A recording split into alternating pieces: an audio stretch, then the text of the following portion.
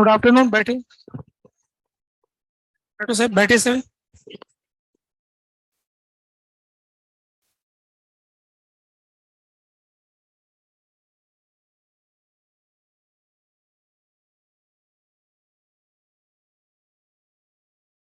Hello hello.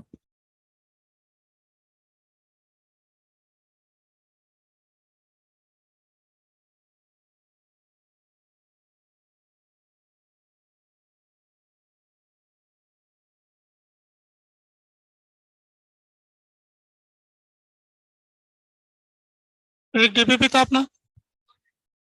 Hello.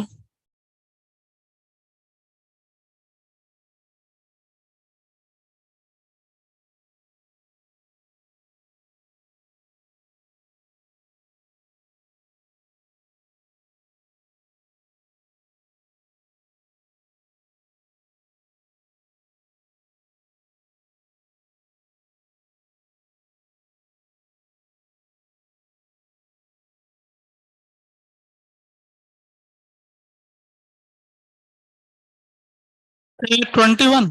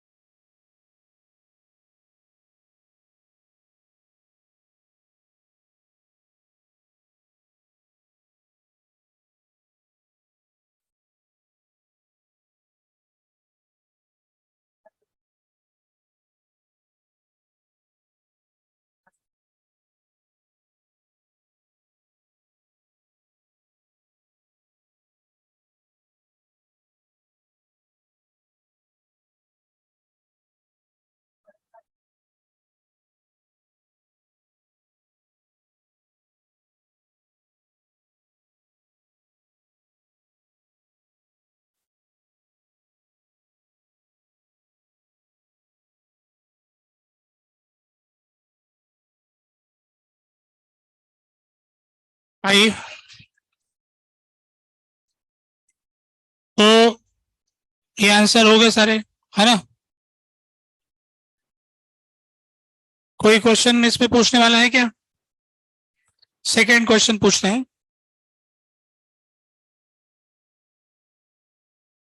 Displacement method में distance between object और screen 96 दे रखा है। Ratio of length of two images form is 4.84।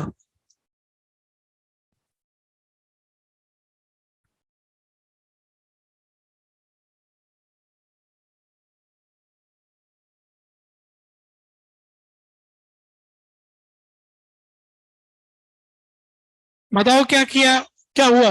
Displacement method क्या होता है?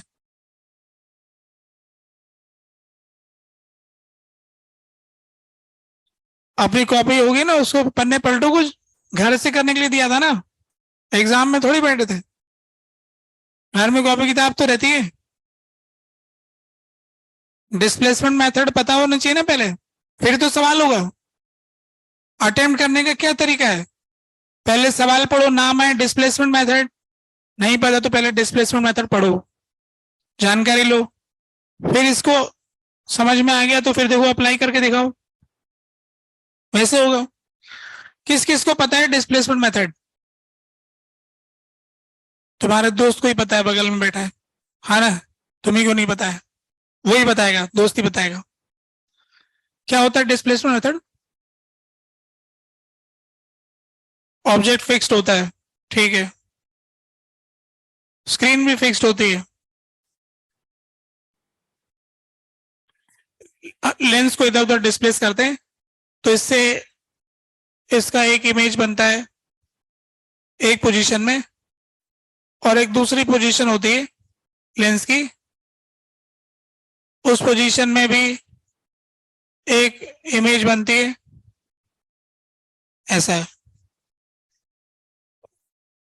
तो इसमें करते क्या हम, डिस्प्लेसमेंट मेथड में क्या करते हैं, लेंस की फोकल लेंथ पता करते हैं। कोई फॉर्मूला याद है जो डिस्प्लेसमेंट मेथड से जुड़ा हुआ है, इमेज की हाइट वगैरह से, कुछ मैग्निफिकेशन के बारे में?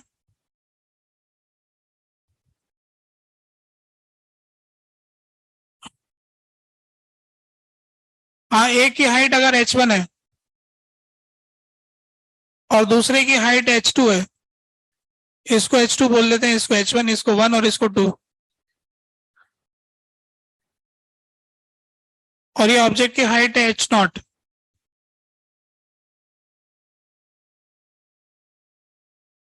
h0 square is equal to h1 h2 होता है ना। अगर इधर से ये डिस्टेंस x है और ये डिस्टेंस y है, तो दूसरी वाली पोजीशन में इधर से डिस्टेंस x और इधर से y डिस्टेंस होता है। ऑब्जेक्ट और इमेज इंटरचेंज किए जा सकते हैं, ऐसा बैठता है। तो इस क्वेश्चन में हमें क्या दे रखा है, हाइट के बारे में रेशियो दे रखा है हाइट का, h2 upon h1 is equal to, तो h2 upon h1 upon h2 दे रखा है, h1 upon h2 is equal to 4.84 आ रहा है, ठीक है। तो अगर मैं इसको, क्या ऑब्जेक्ट की हाइट वाइट दे रखा है क्या, नहीं दिया है। अब ये तो अपन को हाइट का रेशियो दे रखा है, और क्या जानकारी दिया हुआ क्वेश्चन में, डिस्टेंस दिया हुआ है 96, ये x प्लस वाई जो है वो 96 है, ठीक है। बैठो, अब अपन को सॉल्व करना है कि ratio of length of object to the length of shorter image h2 है ना, HO अपॉन h2 की वैल्यू चाहिए। तो HO अपॉन h2 की वैल्यू कैसे आएगी भाई, इसको ऊपर नीचे h1 से h2 से गुणा कर देते हैं, क्या फर्क पड़ता है, सेम नंबर से ऊपर गुणा कर दे नीचे गुणा कर दे, क्या फर्क पड़ता है। फिर h1 इंटू h2 तो HO स्क्वायर होता है, तो ये हो गया HO square upon h2 square बराबर 4.84, दोनों तरफ रूट ले ले, क्या फर्क पड़ता है, height of object upon shorter image का हाइट का रेशियो आ गया, ठीक है, हो गया। और भी हो जाएगा, बाकी बातें भी हो जाएगी। और कुछ बताइए, हो गया सब कुछ, आसान है। और क्या था, इसके अलावा कुछ भी नहीं था, अच्छा इतना कम होमवर्क, ठीक है, आगे बढ़ते हैं फिर। तो अपनी क्लास में हमने कहाँ पर बात चली थी, पोटेंशियल एनर्जी, ओ एनर्जी वाला चल रहा है, एक सवाल था हमारा, solid sphere, solid non conducting sphere,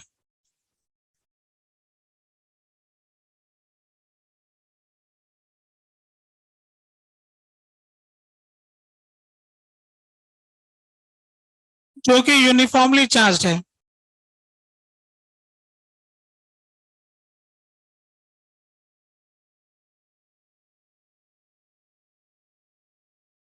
क्यों चार्ज है, यूनिफॉर्मली चार्ज है। तो आपसे ये पूछा था कि इसकी एनर्जी निकाल के बताइए, इलेक्ट्रोस्टैटिक पोटेंशियल एनर्जी क्या होगी इसकी, मालूम कीजिए।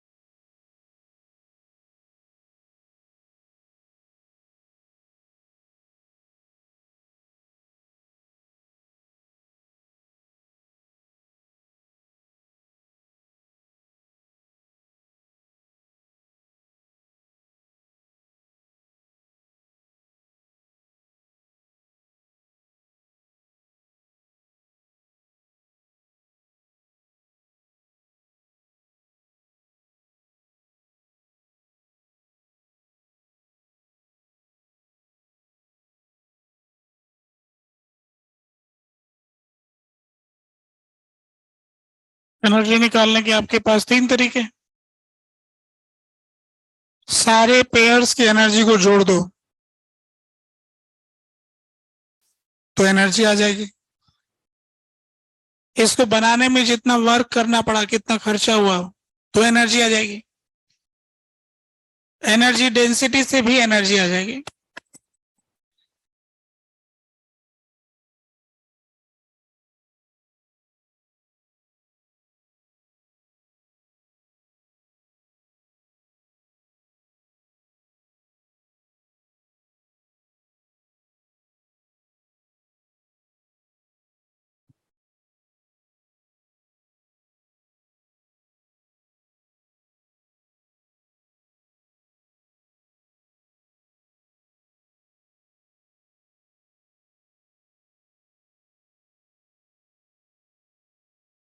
चलो मिलाते हैं।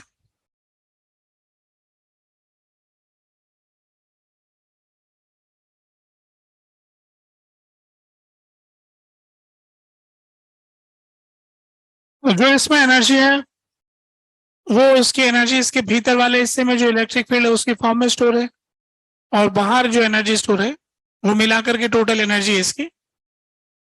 जो भीतर वाला हिस्सा है उसके लिए हम लिखना चाहते हैं हाफ के Q upon R Q into R का square into 4 pi r² dr integration 0 से लेके r तक plus K Q square by 2r। ये बाहर वाले हिस्से के लिए हो गई, है ना। बाहर वाला हिस्सा तो शेल का ही है, तो जैसा शेल का एनर्जी था वैसे ही सॉलिड स्फीयर का बाहर वाले हिस्से के लिए हो गया। भीतर वाले हिस्से के इलेक्ट्रिक फील्ड का फॉर्मूला हम जानते हैं के Q by R cube into vector R. एक सॉलिड स्फीयर के अंदर किसी भी r डिस्टेंस के ऊपर कितना इलेक्ट्रिक फील्ड होता है, ये हमने एक छोटा सा एलिमेंट लिया, एनर्जी डेंसिटी इंटू वॉल्यूम। ये तो है एनर्जी डेंसिटी और ये है volume. Energy density into volume ऐसे इंटीग्रेट कर दिया गया आर तक, तो ये अंदर की एनर्जी मिल जाएगी। अब इसको आगे बढ़ाता हूं मैं। 4 पाई के से के कट जाएगा और ये आ जाएगा के क्यू स्क्वायर अपॉन 2r की पावर 6 बाहर आ गया, और ये है r की पावर 4 tr 0 से r के क्यू स्क्वायर बाय 2r ऐसा हो गया। तो ये तो हो गया r की पावर 5, तो ये आ जाएगा फाइनली के Q square upon 10r plus K Q square upon 2r।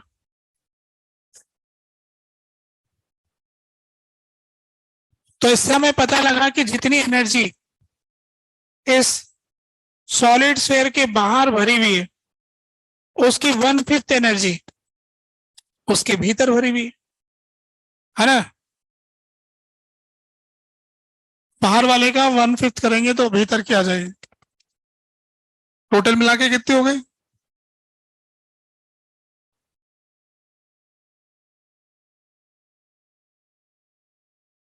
Three by 5 के क्यू स्क्वायर बाय आर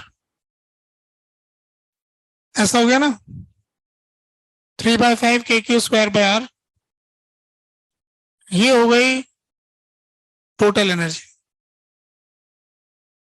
तो एक सॉलिड स्फीयर को बनाने में जो खर्चा आएगा इतनी एनर्जी खर्च होगी।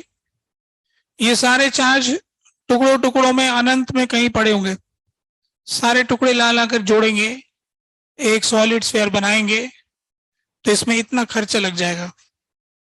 जब ये सब वापस अलग हो जाएंगे तो वापस मिल जाएगा, है ना। तो अब मुझको दूसरी तरह से करके दिखाना है, दूसरी तरह से करके दिखा दे।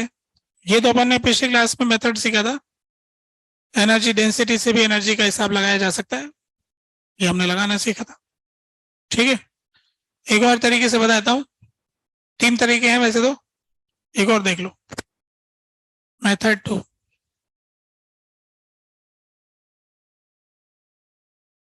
मेथड 2 में हम ऐसा करेंगे कि मान लेते हैं कि किसी समय आर रेडियस का स्फीयर बन चुका है, क्यू चार्ज आ चुका है।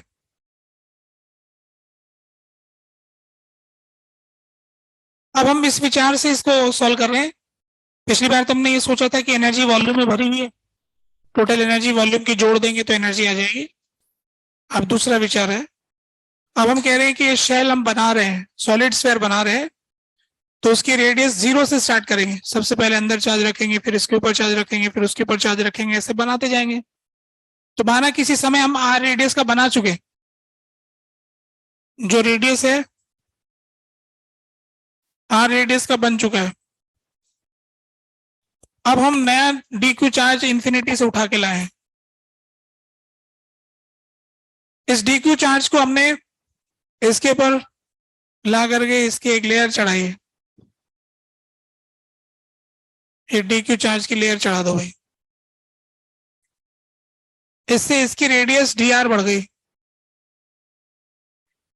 इस तरह से रेडियस बढ़वानी है कि डेंसिटी वही रखनी है ना। उस डी क्यू चार्ज को ऐसा बांटना है कि सेम डेंसिटी के साथ जमा हो, तो उससे एक थिकनेस आ जाएगी।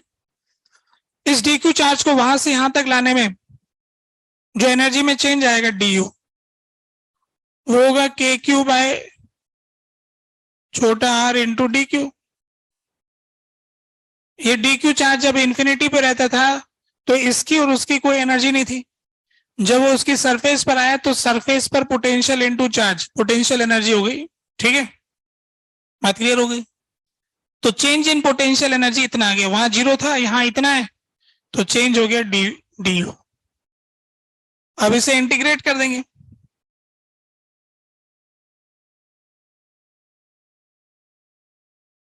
इंटीग्रेट करके दिखा सकते हो? हैं? वो जो उधर दिया है इंटीग्रेट कर दोगे क्या? क्या करोगे? आर भी वेरिएबल है, सही समझ गए हो, है ना। आर हटाना पड़ेगा, तो Q upon 4/3 pi R cube, छोटा Q अपॉन 4/3 पाई छोटा आर क्यूब, और D Q upon 4 pi R square D R. सब कुछ जानते हैं हम। क्या जानते हैं? ये जानते हैं कि Q को R की टर्म्स में हटाया जा सकता है, या चाहो तो R को Q की टर्म में हटा सकते हो। क्या ठीक लग रहा है? R को Q की टर्म में हटा लें।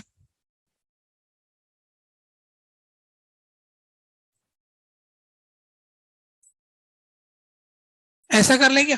R हटा लेते हैं इस इक्वेशन में से, Q पुट कर देते हैं। चलो ग्रेड करते हैं। Integrate R Q upon Q की पावर 1/3।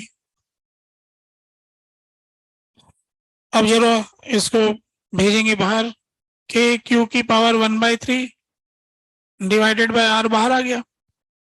इंटीग्रेशन में Q की पावर 2/3 बचा, डी क्यू 0 से Q,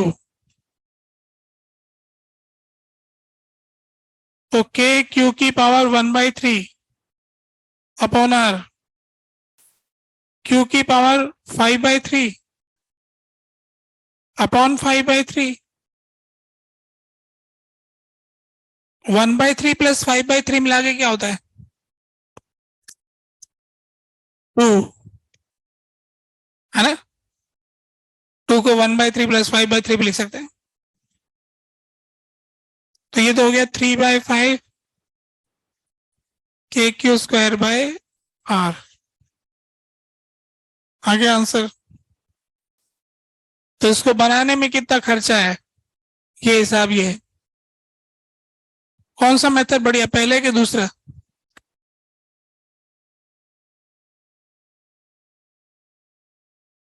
दोनों ही आसान है, दोनों ही हमसे नहीं होते।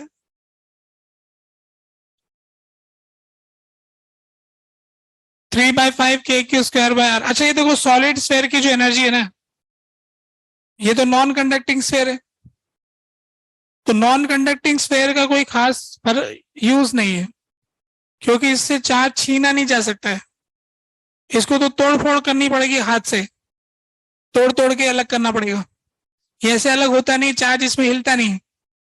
कंडक्टर वाले में तो क्या है, इधर उधर चला जाता है, वायर जोड़ो दूसरे में चला जाएगा। इसमें वायर जोड़ेंगे तो फ्लो ही नहीं होगा ये तो ये नॉन कंडक्टिंग स्फेयर जो है, कहने के लिए एनर्जी है, हमारे कोई काम की नहीं। ये तो पॉइंट चार्ज की तरह ही है, इसको कहीं ले जाओ, है ना। तो अपन जो पॉइंट, अच्छा इससे अपन को एक बात पता लगी कि जो अपन कह रहे थे कि पॉइंट चार्ज की एनर्जी तो इनफाइनाइट होगी, है ना। ये कह रहे थे ना कि पॉइंट चार्ज क्योंकि साइज जीरो कर देंगे। अब इसने ये बताया कि अगर पॉइंट चार्ज का कोई साइज मान लो और उसकी कुछ रेडियस मान लो, तो उसकी एनर्जी उसके रेडियस के हिसाब से एक वैल्यू आ जाएगी। हालांकि अभी भी आर जीरो करोगे तो फिर इनफाइनाइट हो जाएगी, है ना। अब उस अब अपन ने अंदर पॉइंट के अंदर वाली चार्ज की एनर्जी भी लिख दी है, तो जितनी बाहर एनर्जी है उसकी 1/5 एनर्जी उसके अंदर है, अगर वो यूनिफॉर्मली चार्ज डिस्ट्रीब्यूटेड है तो। ऐसा पता लगा। ठीक है, आगे बढ़ते हैं, दूसरे सवाल करते हैं। ये क्वेश्चन लीजिए।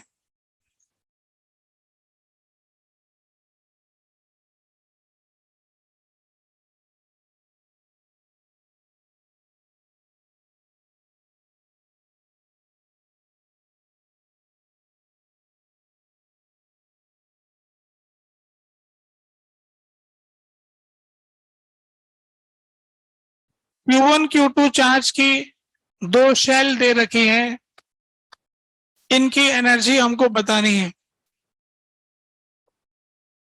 इस दो चार्ज के शेल का सिस्टम जो है, इसकी एनर्जी निकालनी है। Find electrostatic potential energy of system of uniformly charged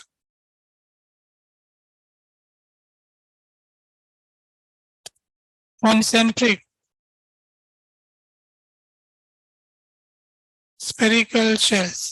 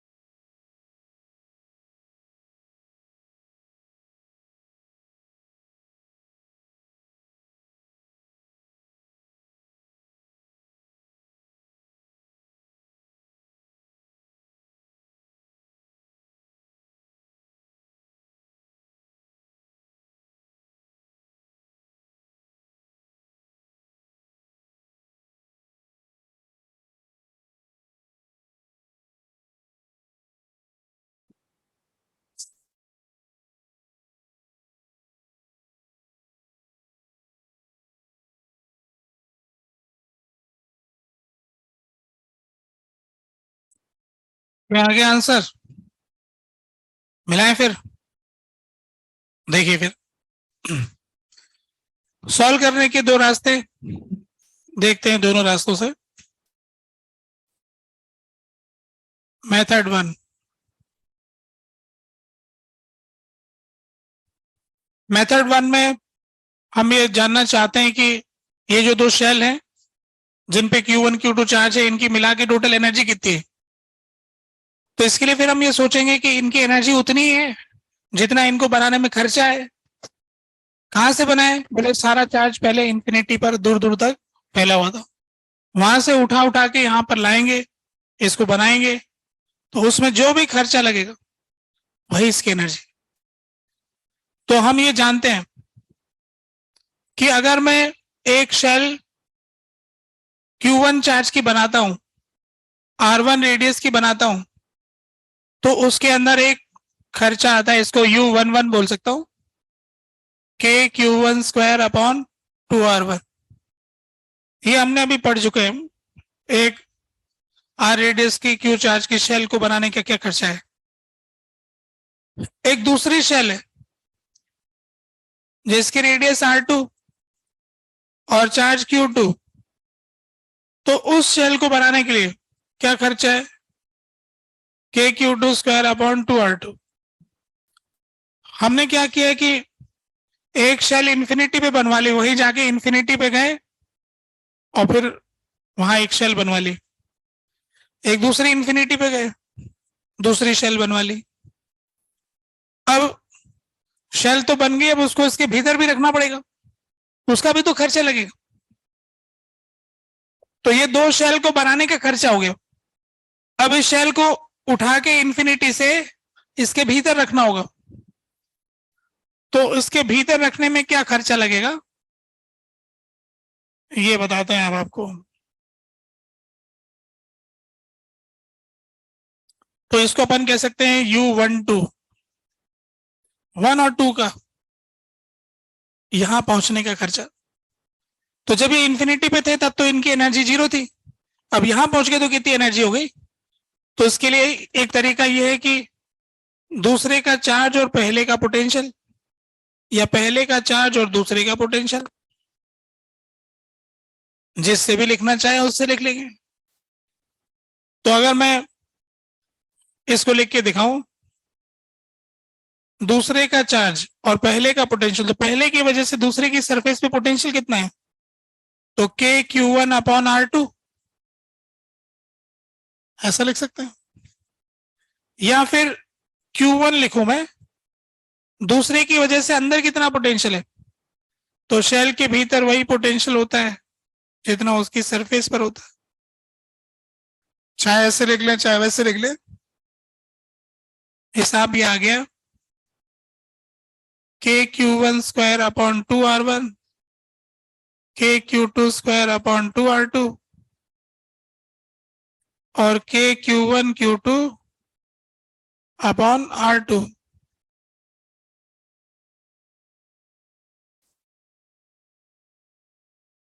-0,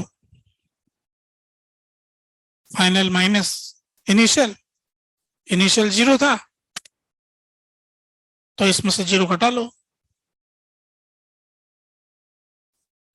तो इनफाइनाइट सेपरेशन पे 0 था, यहां लेके आए इतना हो गया, तो जो चेंज आया वो ये आया। बताओ ऐसे किसने लिखा था? दो विद्यार्थी कह रहे हैं कि उन्होंने लिखा है, 3 लोग कह रहे हैं, ठीक बात है। तो अब हम दूसरा मेथड देखते हैं। मेथड 1 तो इजी एकदम है ना। मेथड 2 देखिए।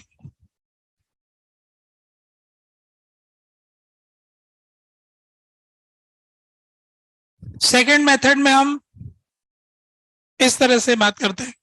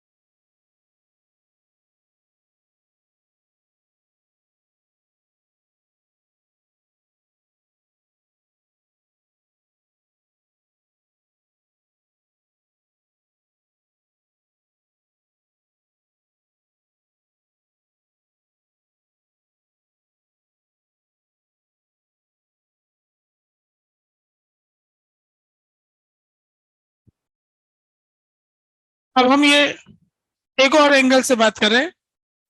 अब हम ये कहना चाहते हैं कि जो भी एनर्जी है ना, वो तो सब इलेक्ट्रिक फील्ड में स्टोर है। और इलेक्ट्रिक फील्ड कितने इलाकों में है? अगर इसके इलाके डिवाइड कर दें, ये सबसे अंदर का इलाका है, ये बीच का इलाका है और ये बाहर का इलाका है। अगर हम इन तीनों हिस्सों की एनर्जी को जोड़ देंगे, एनर्जी आ जाएगी। जो भी एनर्जी स्टोर्ड है वो इलेक्ट्रिक फील्ड की फॉर्म में स्पेस में स्टोर्ड है। तो हम स्पेस की एनर्जी का हिसाब लगा देंगे। पहले लिखेंगे फर्स्ट रीजन की एनर्जी। कोई बता सकता है कि फर्स्ट रीजन में कितनी एनर्जी है? क्योंकि यहां पर ई ही नहीं है तो एनर्जी ही नहीं है, तो फर्स्ट रीजन में कोई एनर्जी नहीं है। सेकेंड रीजन की एनर्जी निकालना चाहते हैं, तो जो सेकेंड रीजन है इसके इलेक्ट्रिक फील्ड के बारे में थोड़ा सा बताते हैं कि इस इलाके में जो इलेक्ट्रिक फील्ड है उसकी वैल्यू KQ1/R² है। सिर्फ Q1 की वजह से आएगा, KQ1/R²।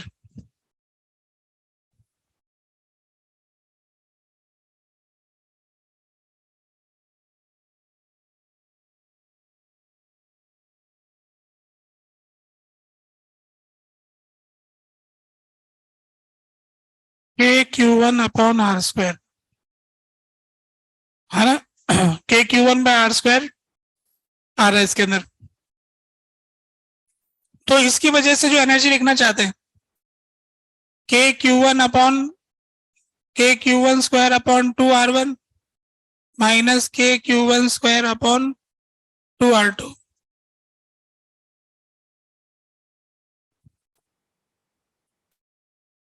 एक शेल की वजह से R1 से R2 रेडियस में स्टोर होने वाली एनर्जी का फॉर्मूला निकाला था पिछली क्लास में हमने। तो R1 से R2 रेडियस के बीच बाहर वाली शेल का तो कोई दखल ही नहीं है, उसका तो फील्ड है नहीं वहां पर, सिर्फ अंदर वाली शेल का ही फील्ड है और उसका फॉर्मूला हम जानते हैं। तो सेकेंड वाले इलाके में जो स्टोर्ड एनर्जी है वो KQ1/2R1 माइनस KQ2/2R2। कहां से आया? फॉर्मूले से आया। फॉर्मूला कहां लिखा है? कल लिखा है ना? R1 से R2 रेडियस में इतनी एनर्जी स्टोर होती है। क्या तीसरे रीजन की आप लोग लिख सकते हो? है नीचे R2 लिखा हुआ है, ऊपर तो Q1 ही लिखा गया है। ठीक है, तीसरे रीजन की लिख सकते हैं तो लिख के दिखाओ, देखना कि गलत कैसे होता है भाई।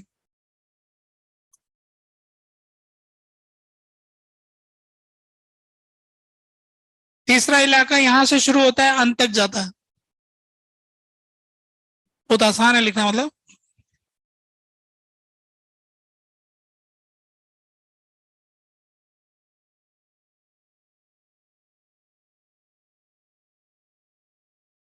बस ये ध्यान पूर्वक हमने लिखना सीख लिया तो हम दुनिया से आगे हो गए भाई।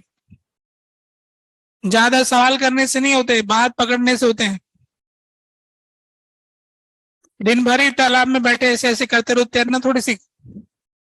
जब तक सही तरीके से हाथ पैर चलाना नहीं चलाएंगे, और वो हो सकता है एक ही पल हो, जब तैरना सीखा जाता है तो सीखने वाला पल छोटा सा ही होता है, और नहीं तो पूरी उम्र भर ही ऐसे डुबकी मारते रहो, नहीं तैर पाएंगे। क्या लिख लिया सब लोगों ने? कुछ लोगों ने तो लिखना ही नहीं है ना? वो चाहते हैं कि हम 1-2 साल लंबा समय बिताए, थोड़ा अनुभव प्राप्त करें। अभी गलत नहीं करना। एक जमाने में IIT की तैयारी करने के लिए कोई अटेम्प्ट लिमिट नहीं हुआ करती थी, मतलब कितने भी बार एग्जाम दे दो। तो उस टाइम मैंने पढ़ाना शुरू किया था तो मुझसे ज्यादा उम्र के बच्चे बैठे रहते थे। मैं तो दुबला पतला सा था, उनके सामने बच्चा से लगता था, और दाढ़ी मूंछ वाले होते थे। फिर मैंने भी बड़ी बड़ी दाढ़ी, मैं चलो गया तो थोड़ा बड़ा लगना चाहिए, तो पुराने फोटोग्राफ अगर होंगे तो उसमें मिल जाएगा, दाढ़ी वाड़ी रखता था। खैर अभी अटेम्प्ट किया, 2 कर दिए ना, किस्मत खराब हमारी, है ना, कि 2 ही अटेम्प्ट, नहीं तो लोग 4-4 साल तक बैठे रहते थे कि नहीं मुझे आईआईटी ही जाना और कहीं नहीं जाऊंगा। 12वीं के साथ 13वीं 14वीं 15वीं, एक तो स्टूडेंट मुझे याद है, वो हर बार ऐसे कसम खाता था कि अब से पढ़ूंगा। अच्छा, मुझको एक दिन मंदिर में भी ले गए कि सर आज मंदिर में चलो, वहां अपन कुछ यज्ञ करके शपथ लेंगे। फिर शपथ लिया कि इस बार मैंने बढ़िया से पढ़ाई करूंगा। अच्छा, उसकी अच्छी मेमोरी थी, याददाश्त बहुत बढ़िया थी उसकी, कुछ भी ऐसे पोएम बोलो तो ऐसे पूरी याद कर लेता था लंबी लंबी। अच्छा इंग्लिश में बोल लेता था, पर फिजिक्स में इनमें सब में अटक जाता था। और ऐसा मन मजबूत करके जाता था, फिर लास्ट में वैसे ही ढीला हो जाता था। 2-4 दिन किया हुआ फिर बंद। ये जो रोज क्लास में आना, रोज सवाल करना, रोज ध्यान से, यही तो बड़ी बात है। लोग सोचते हैं कि तैयारी कुछ और चीज होती होगी, कुछ एक्स्ट्रा करते होगे, कोई किताब होती होगी। वो थोड़ी है, रोज क्लास में आना, रोज टाइम पे सुनना, रोज का काम रोज करना, जो समझ में आए वो कर लेना, जो न समझ में आए उसको छांट करके उनमें से आसान कर लेना, कठिन छोड़ देना, ये तैयारी करना होता है। लोग ये नहीं कर पाते हैं, इतना आसान काम नहीं कर पाते हैं। तो विद्यार्थी 3-4 साल तक, मतलब मुझे लगा कि कब तक रुकेगा यहाँ।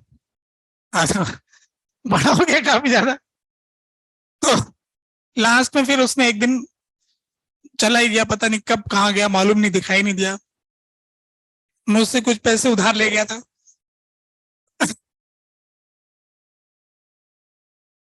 और फिर उसके बाद में वो बहुत वर्ष बाद आके मिला।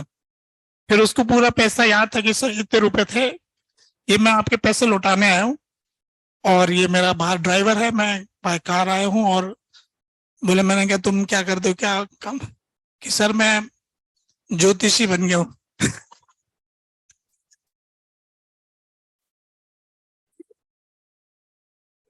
इंटरनेशनल ज्योतिषी। अभी वो विदेश में है, मतलब उसके क्लाइंट्स विदेश में है, उसको लोग टिकट दे के बुलाते हैं कि हमारे इस शहर में आइए, ऐसे अलग अलग सिटीज में जाता है, तो बस बढ़िया अर्निंग करता है।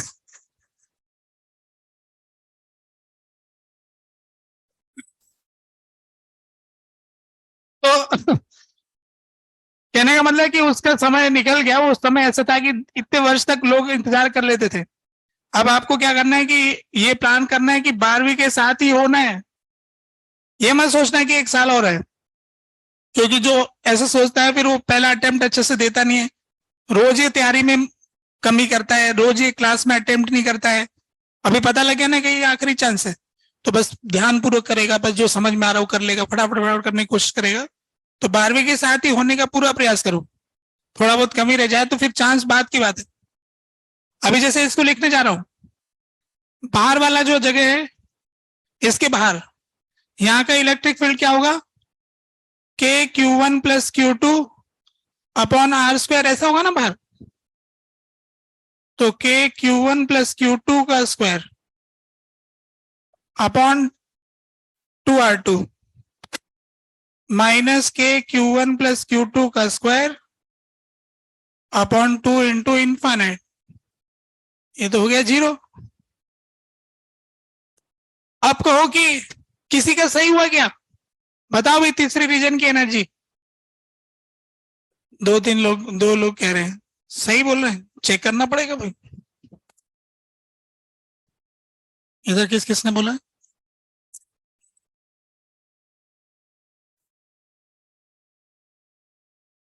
कौन सी की एनर्जी वाली।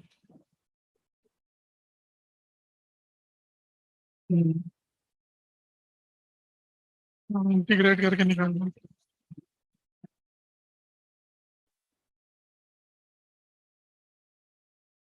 होल स्क्वायर ओपन हो रहा है।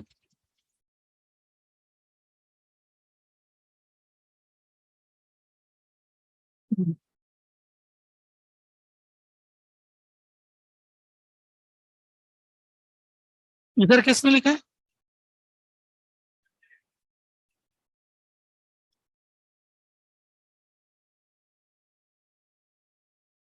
आपको समझ करना था भाई। दूसरा मेथड निकाले थे तो लोगों ने क्या किया कि पहले वाला टोटल आंसर पता था, उसमें से सेकंड रीजन का घटा दिया, बाकी 75 का होगा। नहीं ये आगे किया ना।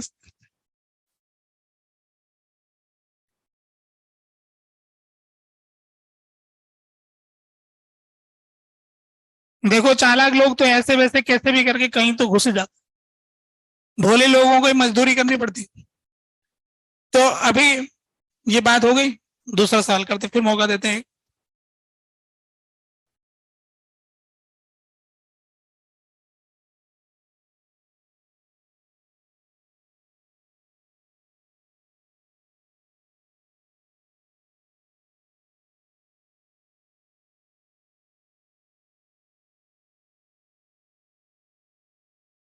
अच्छा, उस विद्यार्थी का भी कुछ दिन पहले ही कोई मैसेज, व्हाट्सएप मैसेज भी आया कोई ऐसे ही, मैंने उसका कोई जवाब तो दिया नहीं, उसने कुछ ऐसे ही मैसेज भेजा है।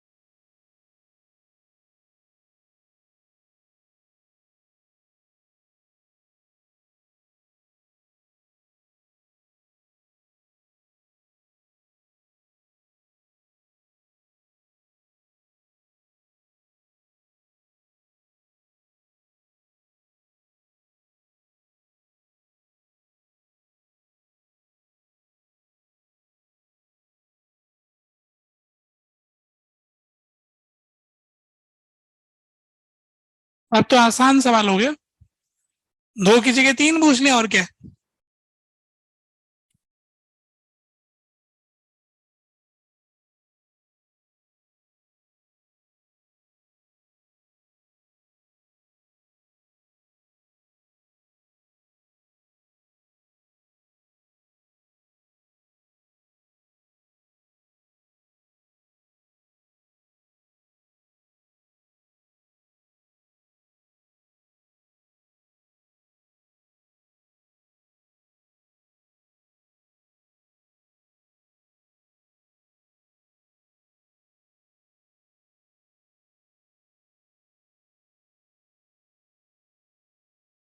नहीं बस एक्सप्रेशन लिख दो आप तो।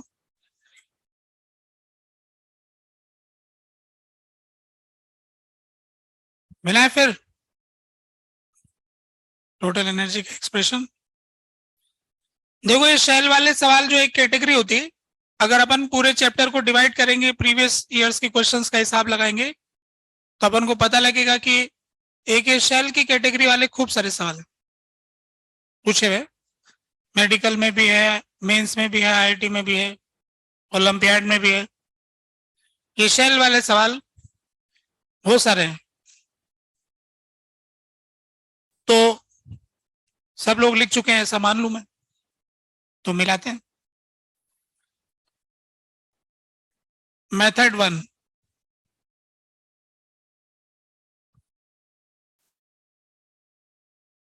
मेथड 1 में मैं कुछ इस तरह से लिखने जा रहा हूं, U11, U22, U33, U12, U13, U23। Shell 1 को बनाने में क्या खर्चा लगा, एक तरह से ये कह सकते हैं शेल 1 के सरफेस पे जितने भी चार्जेस हैं उनके सारे पेयर्स का एनर्जी का टोटल सम क्या है पेयर वाइज, वो है U11। शेल 2 के जितने भी चार्जेस हैं उनके सारे पेयर्स बनाए जाएं तो उनके पेयर्स की एनर्जी का सम U22 है, और तीसरी वाली जो शेल है उसके सारे चार्जेस के पेयर्स बनाए जाएं तो उनके सारे पेयर्स का सम U33 है, और U12 है 1 के ऊपर जो चार्ज है, जो 2 पे जो चार्ज है, उनके सारे चार्जेस के जो पेयर्स बनाएंगे, उन पेयर्स की जो एनर्जी का सम आएगा वो U12 है। ऐसे 1 और 3 वाले सारे पेयर, और ऐसे 2 और 3 वाले सारे पेयर, एक करके सारे पेयर्स का सम करेंगे तो टोटल आएगा। तो अब ये लिख रहे हैं value KQ1 square upon 2R1, KQ2 square upon 2R2, KQ3 square upon 2R3 plus, अब 1-2 का बारह। तो ये जो 1-2 वाला रूल होता है, ये बड़ा सीधा है, V1 इंटू Q2 या फिर V2 इंटू Q1, कोई सा भी यूज कर लो। तो U12 लिखना चाह रहे हैं तो V1 1 का पोटेंशियल 2 के सरफेस पर, तो KQ1 upon R2 into Q2, 1 का पोटेंशियल 3 की सरफेस पे KQ1 upon R3 into Q3, 2 का पोटेंशियल 3 की सरफेस पे KQ2 upon R3 into Q3। ऐसा करके 6 टर्म बन गया। देखो मिल रहा है क्या? कुछ बुरे लोग तो मिलाना भी नहीं जानते, एक आधी टर्म इधर उधर हो रही होगी तो कि नहीं मिल रहा, काफी मिल रहा है, एक ही तो फर्क पड़ रहा है, R2 R3। देखो इसमें R1 की तो एक ही टर्म है, ऐसे बुरे लोगों के लिए कह रहा हूं, नीचे R1 वाली एक ही टर्म होनी चाहिए, R3 वाली 3 टर्म है, R2 वाली 2 है। देखो ऐसा है कि नहीं? ऐसा ही है ना? बाकी Q1 Q2 वगैरह मिल ही रहा है। अब रीजन वाइज और लिख लेते हैं दूसरे तरीके से, एक्सप्रेशन एक और बनाया जा सकता है, मेथड 2।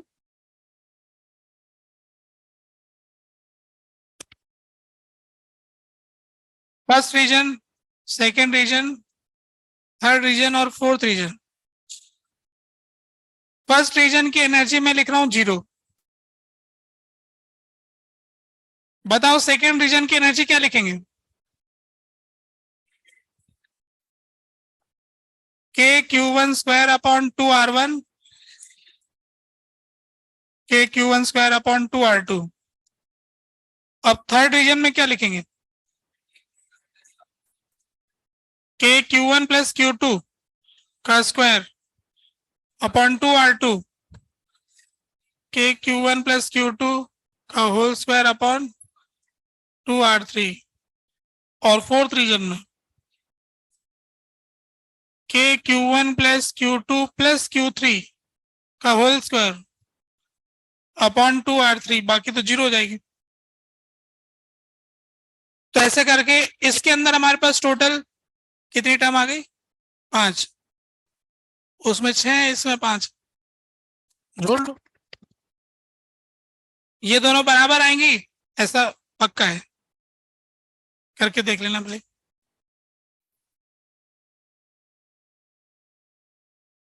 ठीक है, बात समझ गए? आगे बढ़ते एक और सवाल करते हैं।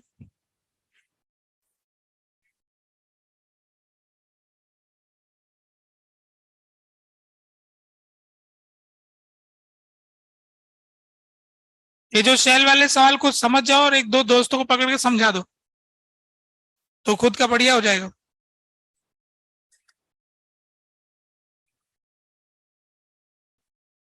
हो गया ना?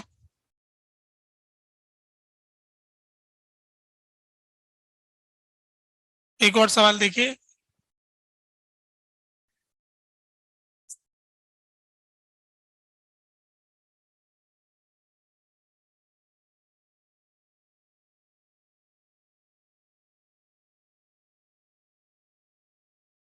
एक शेल के ऊपर क्यू चार्ज है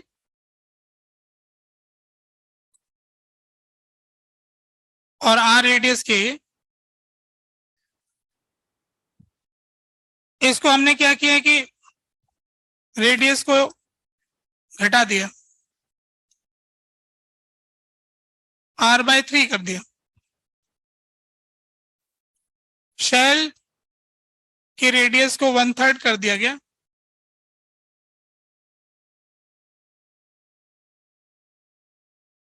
find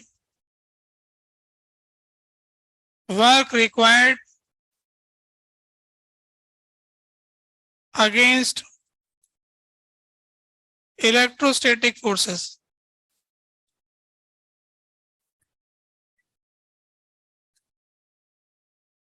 to decrease radius of shell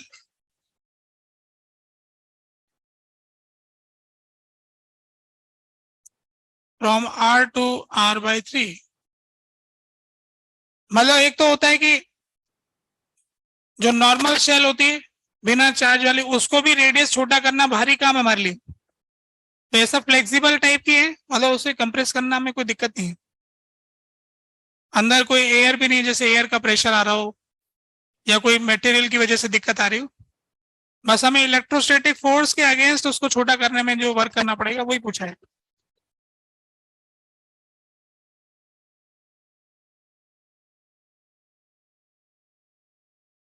छोटा सा सवाल है, कोई भी कर देगा ऐसा लगता है।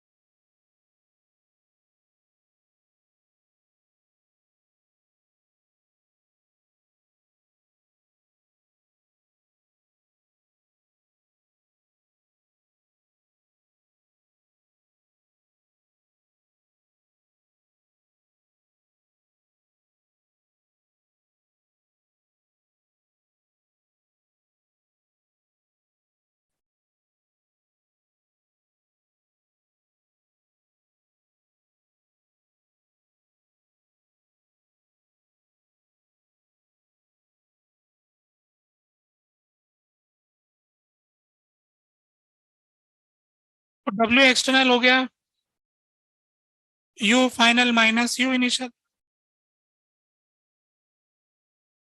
KQ² upon 2r/3 minus KQ² upon 2r।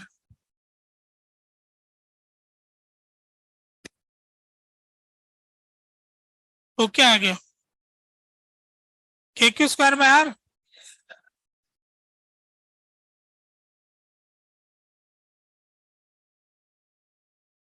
हो गया।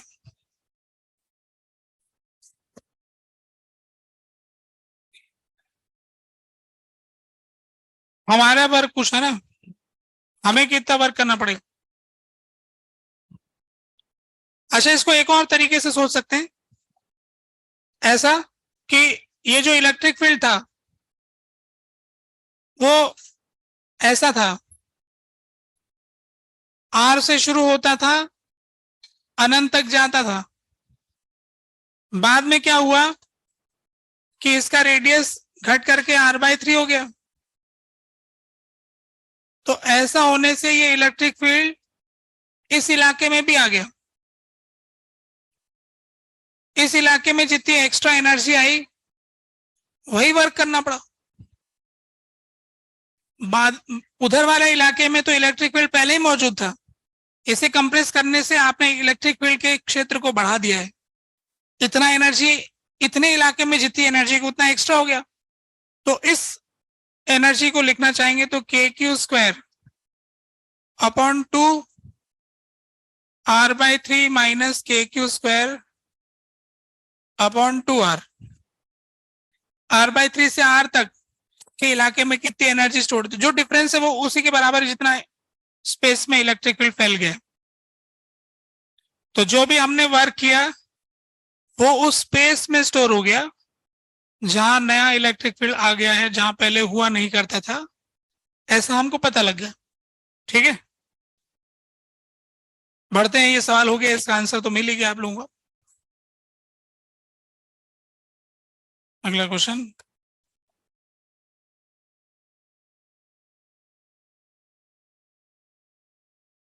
ये R1 रेडियस की Q1 चार्ज की शेल है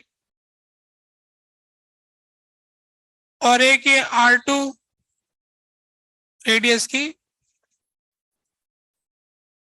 Q2 चार्ज की शेल है,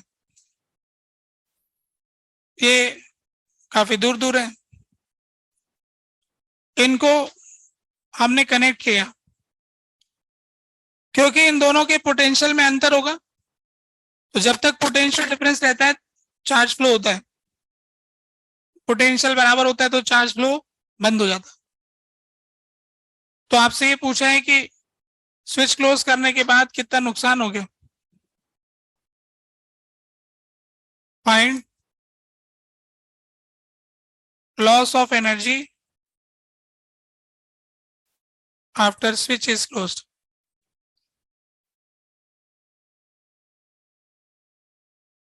स्विच को क्लोज करने के बाद एनर्जी का कितना नुकसान हो गया।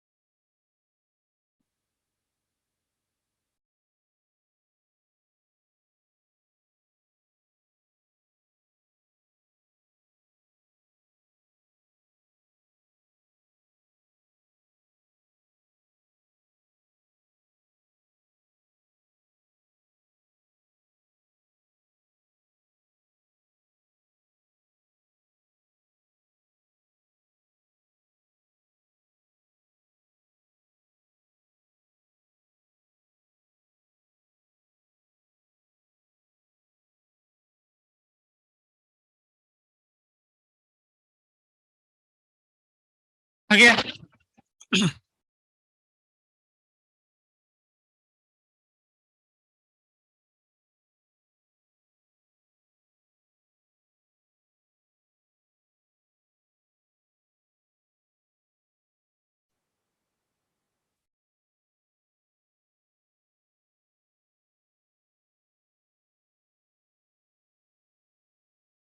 इनके बीच में ज्यादा डिस्टेंस है काफी, है ना, एक दूसरे से काफी दूर है ये डिस्टेंस लार्ज है।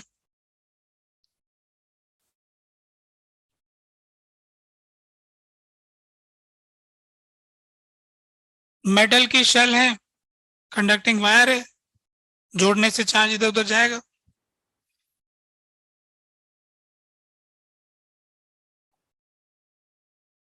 देखते हैं, देखो कनेक्ट करने के बाद ऐसा मान लेते हैं कि इसका चार्ज Q1 डैश हो गया और इसका चार्ज Q2 डैश हो गया। तो एक तो बात यह है कि Q1 plus Q2 equal to Q1 dash plus Q2 dash, charge का सम वही रहेगा, टोटल चार्ज कंजर्व रहता है। अब इन दोनों के पोटेंशियल बराबर हो जाएंगे, V1 इक्वल टू V2, जो इसका पोटेंशियल है जो उसका पोटेंशियल है वो इक्वल पोटेंशियल है, तो K Q1 dash upon R1 K Q2 dash upon R2, तो यहां से आया Q1 dash upon Q2 dash is equal to R1 upon R2, तो Q1 dash upon Q1 dash plus Q2 dash R1 upon R1 plus R2, तो यहां से आ गया Q1 dash Q1 plus Q2 upon R1 plus R2 into R1, similarly Q2 dash Q1 plus Q2 R1 plus R2 into R2।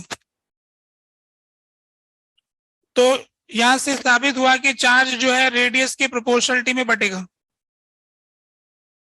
जिसका जितना radius होगा उसको उतना चार्ज मिलेगा, है ना।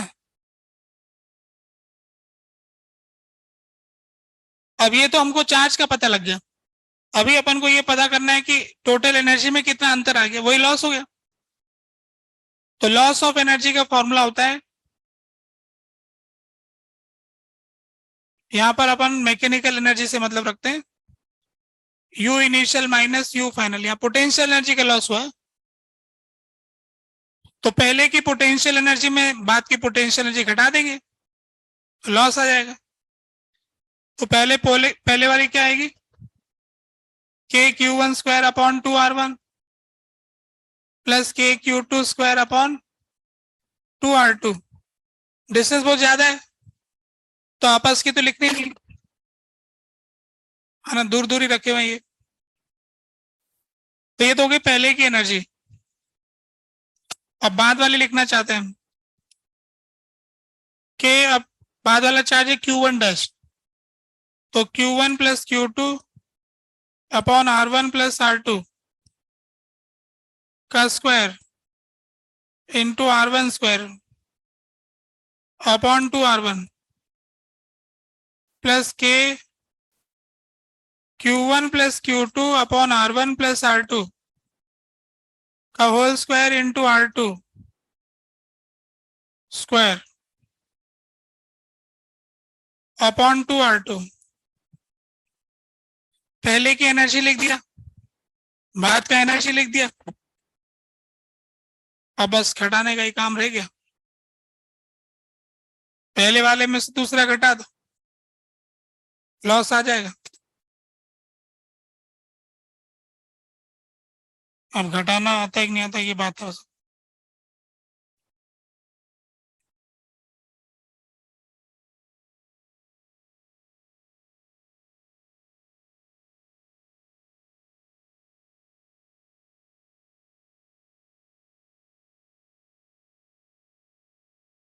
ये तो R1 कट के ऊपर चला गया, के Q1 प्लस Q2 का स्क्वायर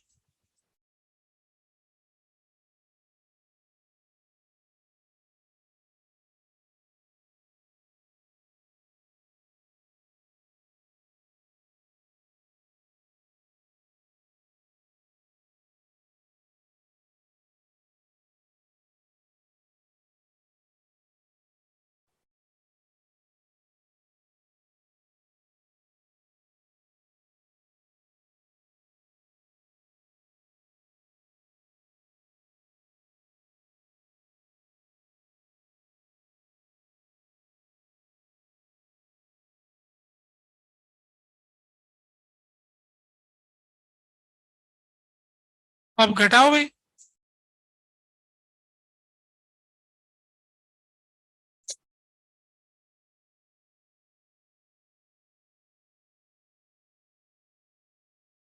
ऐसा आ जाएगा ना, ऊपर चला जाएगा। घटाना आता है कि नहीं आता, घटाओ जरा।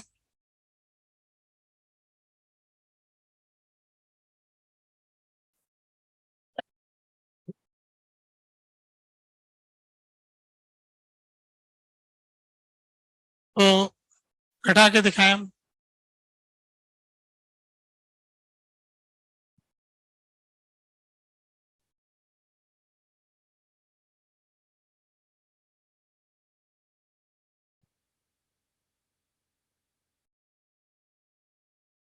अच्छा, इन दोनों को कॉमन लेंगे तो एक R1 प्लस R2 वाले टर्म तो कट जाएगा, दो का एक हो जाएगा।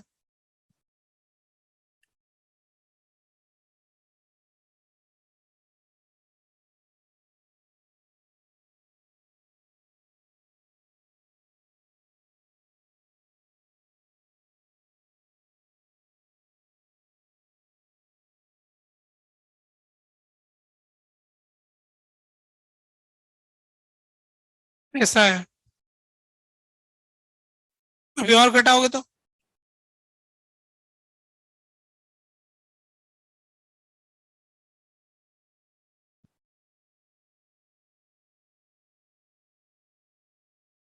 और इसको घटाएंगे तो ऐसा आएगा, half R1 R2 upon R1 plus R2 into के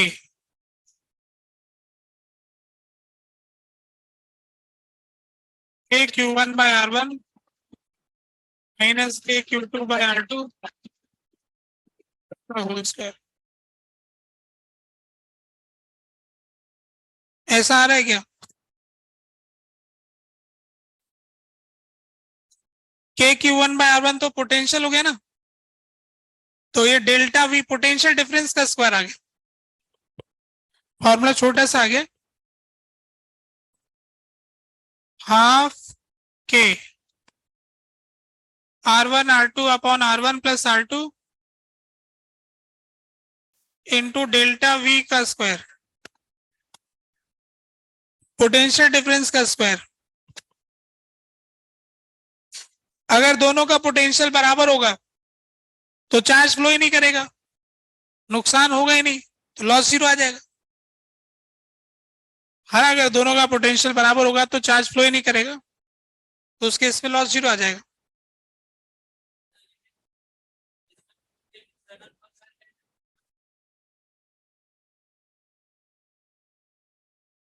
ये धरती है,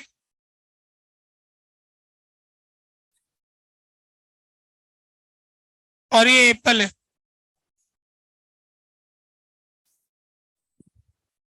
ये नीचे गिर के रुक गया, लॉस ऑफ एनर्जी क्या हो? एप्पल नीचे गिर के जमीन में दब गया।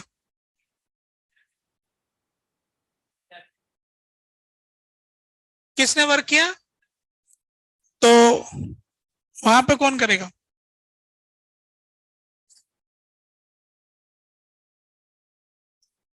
अगर ऐसे ही आंसर से खुश हो तो इसका आंसर इलेक्ट्रिक फील्ड ने किया, बस हो गई क्लियर। अगर उस वाले में तुम ग्रेविटेशन फील्ड के आंसर से खुश हो जाते तो बस इसमें फिर इलेक्ट्रिक फील्ड ने किया, खत्म बात, कोई कंफ्यूजन ही नहीं रहा, रह गया हमारा ना।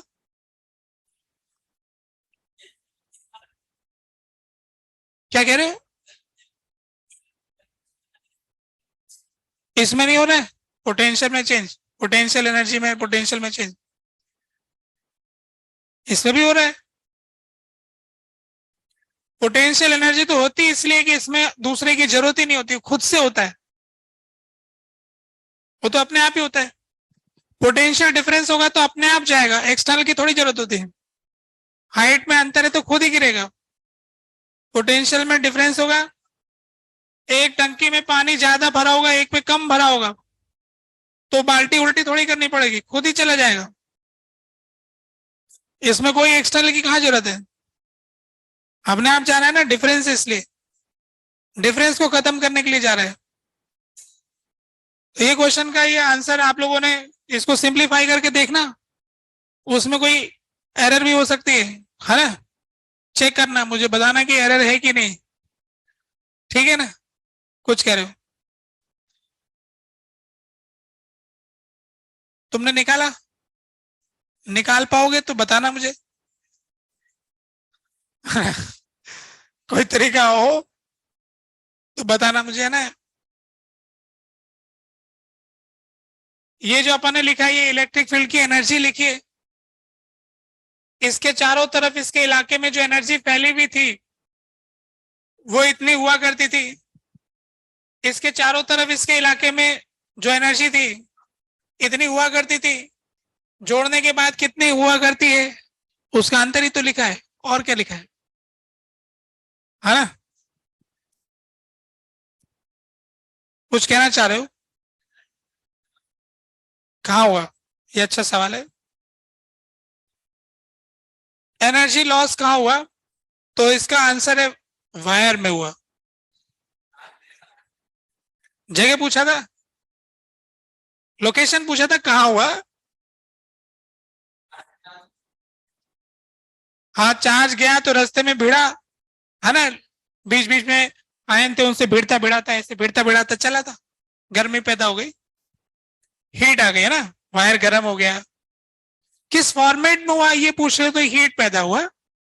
कहाँ हुआ? तो वायर में हुआ। किसने नुकसान किया? तो उस इलेक्ट्रॉन ने किया।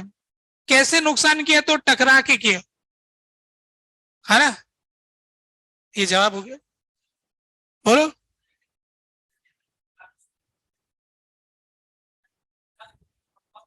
किसका बड़ा? दूसरा कौन है? धरती तो वहीं बैठी है, कोई है नहीं ना, कोई भी नहीं है। वो भी गर्म हो गया, एप्पल गर्म हो गया।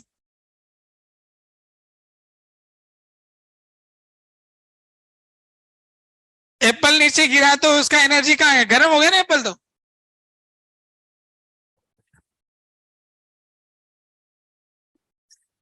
इसमें मजाक नहीं कर रहा हूँ, सच्ची बात बोल रहा हूँ, यही तो है।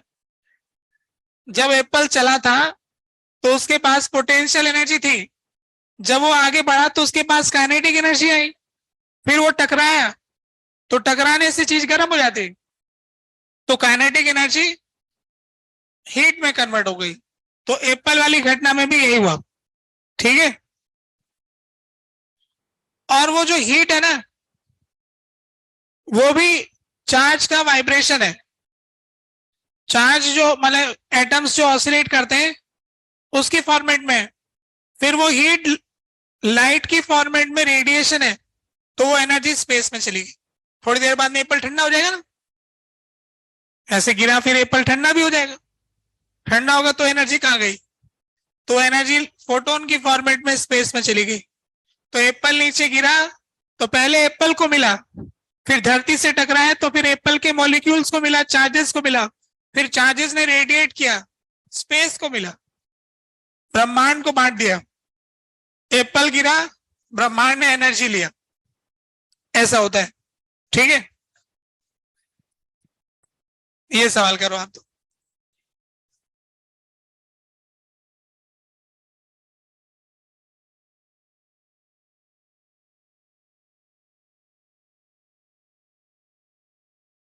इजी क्वेश्चन पूछते हैं।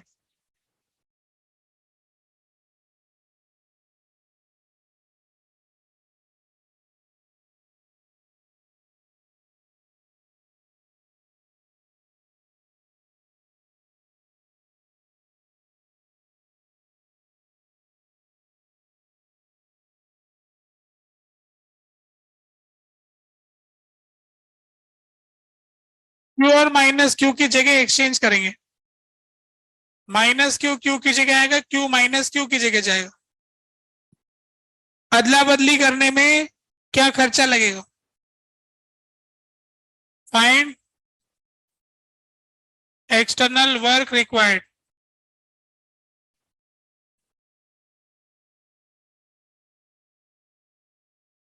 To exchange position of Q and minus Q as shown. Q और माइनस क्यू अपनी जगह बदलेंगे, उसमें कुछ खर्चा वर्चा लग जाएगा। कितना वर्क करना पड़ेगा? बहुत ही सीधा सवाल है, कोई भी कर देता है।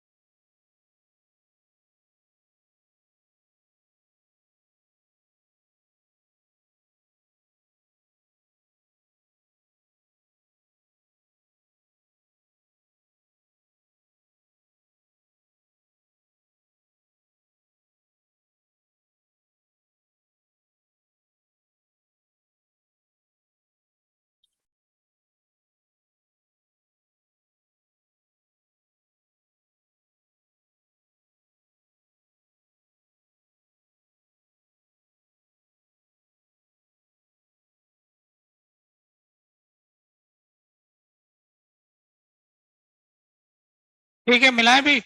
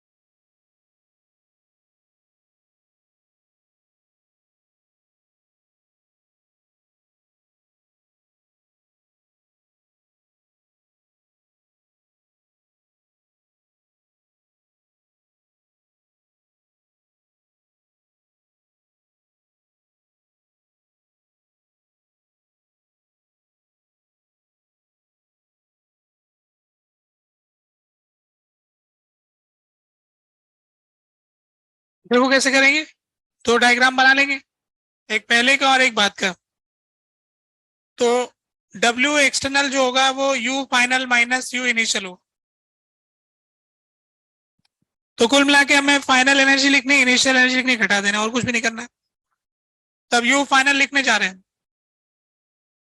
तो K बाय L और L डिस्टेंस वाली चार टर्म होगी, तो इन सबको गुणा कर देंगे भाई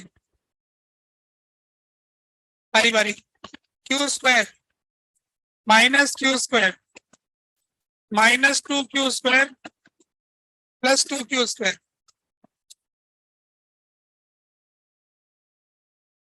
K बाय √2L। अब आमने सामने वालों को गुणा कर देंगे, minus Q square plus 2Q square. ये तो मैंने लिखा है फाइनल वाला। अगर थोड़ा सिंप्लीफाई करने के लिए बोलूं तो ये तो कट ही गया, तो बस क्या बचा है, KQ स्क्वायर अपॉन √2L। ये तो फाइनल आ गया। अब इनिशियल का नंबर देखो, तो K बाय L, सारे L वाले पेयर, तो minus Q square minus Q square 2Q square plus 2Q square plus K upon √2L, Q square minus 2Q square. तो जो इनिशियल एनर्जी आई, ये 2Q स्क्वायर कट गया, तो 2KQ square upon L minus KQ square upon √2L। Final minus initial करना है, तो minus करेंगे तो ये ऐड हो जाएगा, तो ऊपर आ जाएगा √2KQ square by L minus 2KQ square by L। Negative work आ रहा है, ठीक है, एनर्जी कम हो रही है, ठीक है। जगह बदलने में क्या करना पड़ा ऐसा अपन को पता लगा। एक और सवाल देखते हैं।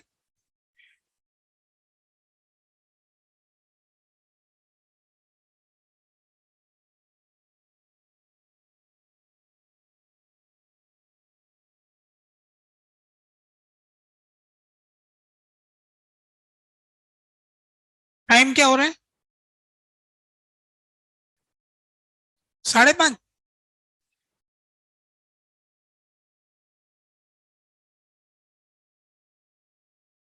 अच्छा 6:30, कितने बजे तक रहती है अपनी क्लास?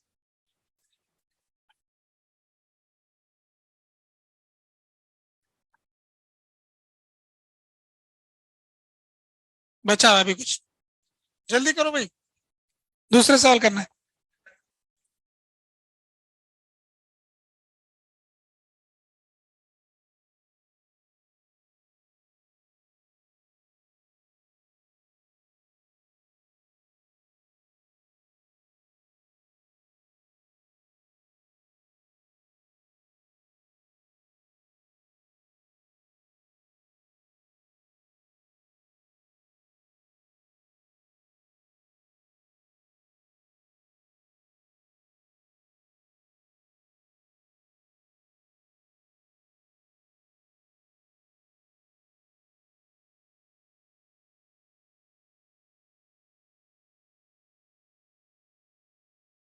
इसमें क्यू चार्ज है और इस पे -2Q चार्ज और इसका सेंटर C2 मान लेते हैं, इसका सेंटर C1। यहां पर एक पॉजिटिव चार्ज है Q, इनके बीच का डिस्टेंस है R और दोनों का रेडियस है R, इसका रेडियस भी R है। तो इसके सेंटर से चार्ज को उठा के इसके सेंटर पे ले जाना है, शिफ्ट करना चाहते हैं चार्ज को, C1 से C2 ले जा रहे हैं। ये दोनों फिक्स्ड है,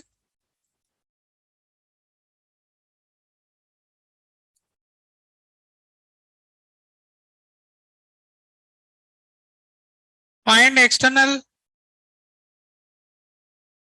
work required to displace charge.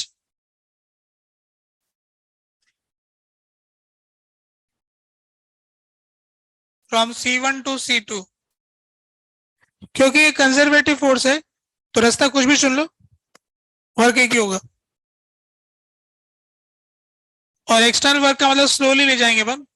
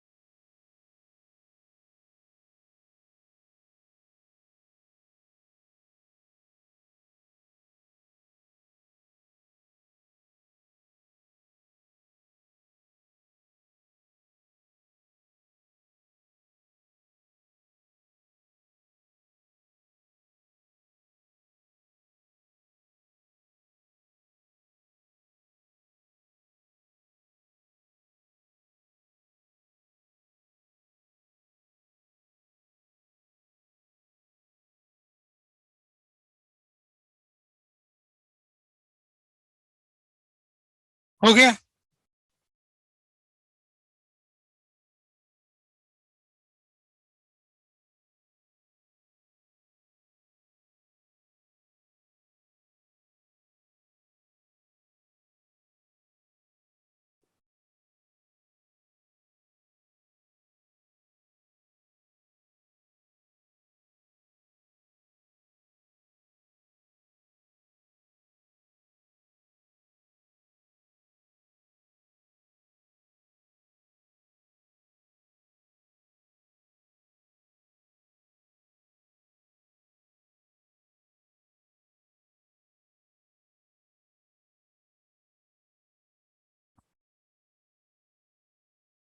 चलो मिलाते हैं।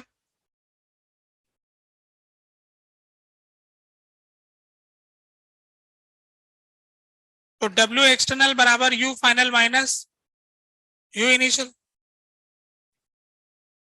पहले U इनिशियल लिखना चाहते हैं हम, तो U इनिशियल क्या हो जाएगा, ये जो चार्ज है इसका Q। अब यहां पर potential at C1 due to 1, potential at C1 due to 2। C1 point पर जो पोटेंशियल है वो 1 की वजह से क्या है और 2 की वजह से क्या है, और Q से गुणा करेंगे तो उससे उसकी पोटेंशियल एनर्जी उस जगह की मिल जाएगी। ठीक किया हुआ आप लोगों ने? नहीं किया। K minus 2Q upon R, KQ upon √2R। क्योंकि ये डिस्टेंस R है तो यहां से ये डिस्टेंस चाहिए √2R। तो ये हमने लिख दिया पहले की पोटेंशियल एनर्जी।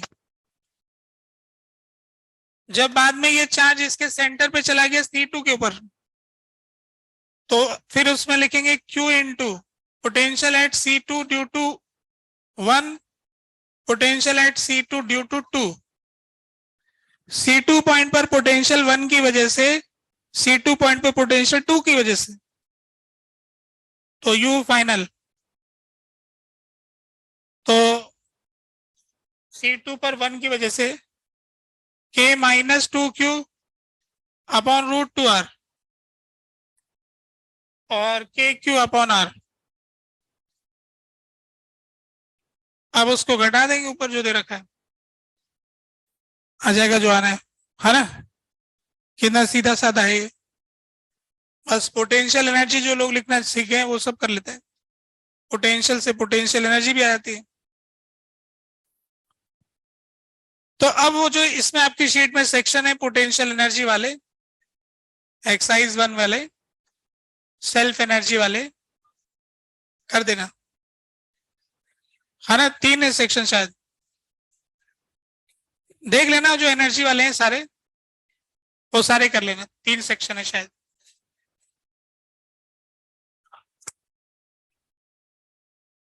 एक्सरसाइज 1 के तीनों पार्ट में से ना।